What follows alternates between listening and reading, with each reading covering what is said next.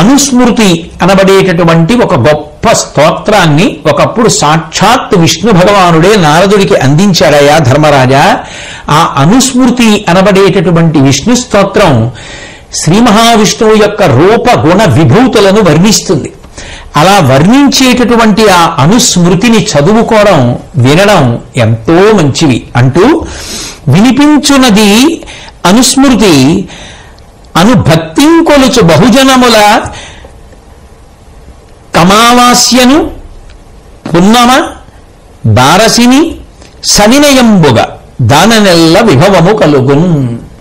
ఈ అనుస్మృతి అనబడేటటువంటి విష్ణు సంబంధమైనటువంటి స్తోత్రాన్ని లోకంలో అమావాస్య నాడు, పౌర్ణమి నాడు, ద్వాదశి నాడు ఎవరు వినయంతో భక్తితో చదువుకుంటారో వారికి శ్రీ మహావిష్ణువు యొక్క అనుగ్రహ విశేషంగా సమస్తము కూడా సమకూరుతాయి. కాబట్టి అటువంటి అనుస్మృతిని చక్కగా అందరూ కూడా అనుష్ఠించవలసినది అని ప్రబోధం చేసి